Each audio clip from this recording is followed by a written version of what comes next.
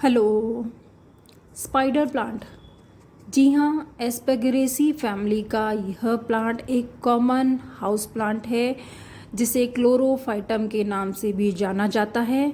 दो तरह की वैरायटीज़ में आता है स्पाइडर प्लांट, एक पूरी ग्रीन कलर की लीव्स वाला और एक वाइट कलर की स्ट्राइप्स वाला स्पाइडर प्लांट, जिसे कि वेरीगेटेड वैरायटी बोलते हैं। मेरे गार्डन में जो स्पाइडर प्लांट है ये वेरीगेटेड स्पाइडर प्लांट है। स्पाइडर प्लांट एक ऐसा इजी टू ग्रो और बिगनर्स के लिए दी बेस्ट प्लांट है जो एक्सट्रीम कंडीशंस में सरवाइव कर जाता है। हम इसे आउटडोर में लगाएं, हम इसे इंडोर में लगाएं या हम इसे हैंगिंग बास्केट में हैंगिंग प्लांट के तौर पे लगाएं, ये सभी सिचुएशंस में बहुत अच्छा रिज़ल्ट देता है। एक बार लगा के हम अगर इसे भूल जाएं तो भी पछतावा नहीं होता। इजी टू मेंटेन प्लांट है, इसकी बहुत ज़्यादा केयर करने की ज़रूरत नहीं पड़ती। इसकी सुंदरता इसकी लीव्स में होती हैं। जितनी सुंदर इसकी लीव्स होती हैं उतना ही यह हेल्दी प्लांट लगता है। बात की जाए सॉइल मीडिया की, तो अगर हम इसे इंडोर में या कंटेनर गार्डनिंग में कंटेनर्स में लगाते हैं तो वेल ड्रेन्ड सॉइल मीडिया रखना चाहिए, जिसमें 1/3 किसी भी तरह का वर्मी कंपोस्ट हो और नॉर्मल गार्डनिंग सॉइल भी हो तो चलेगी।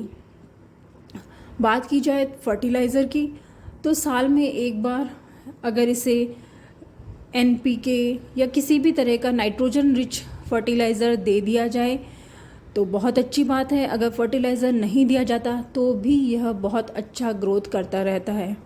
स्पाइडर प्लांट की खूबसूरती इनके इन छोटी बेबी प्लांट्स में होती है।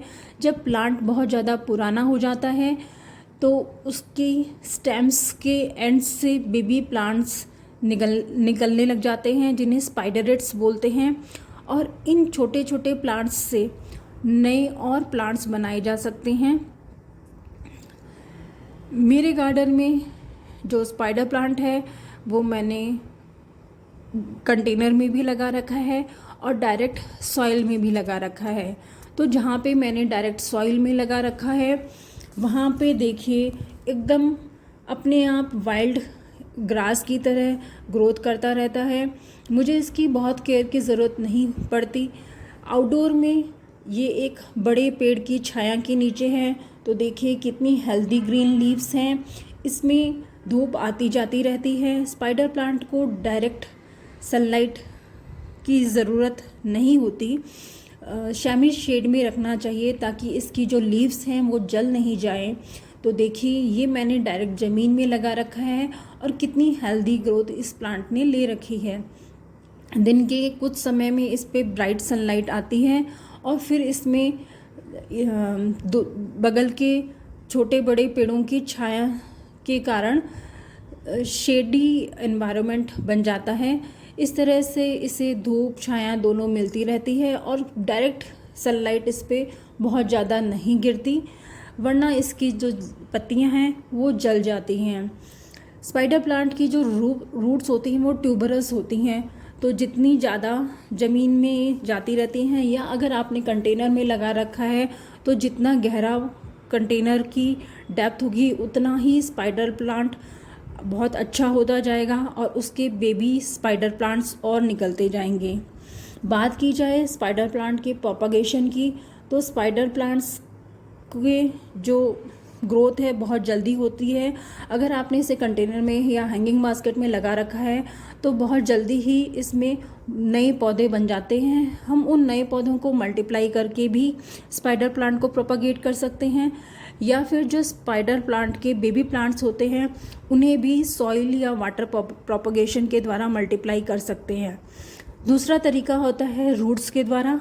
क्योंकि स्पाइडर प्लांट की जो रूट्स होती हैं वो ट्यूबरस होती हैं, तो रूट्स को भी इजीली ट्यूबर्स के द्वारा भी नया स्पाइडर प्लांट इजीली बन जाता है। चूँकि स्पाइडर प्लांट एक फ्लावरिंग प्लांट है तो आप देख सकते हैं इसके एंड्स पे जो फ्लावर्स होते हैं और उनके जो सीड्स होते हैं उनके द्वारा भी स्पाइडर प्लांट प्रोपगेट हो जाता है। स्पाइडर प्लांट के जो फ्लावर्स होते हैं, जब ये ख़त्म हो जाते हैं तो इनकी जगह पे छोटे चावल के दाने के आकार के सीड्स रह जाते हैं, जो पूरे ड्राई हो जाते हैं तो काले रंग के हो जाते हैं, और इनके अंदर बहुत सारे सीड्स होते हैं जिन्हें हम इकट्ठा करके नेक्स्ट ईयर के लिए सेव भी कर सकते हैं और नए प्लांट्स बनाने के लिए यूज़ भी कर सकते हैं। तो ये था स्पाइडर प्लांट।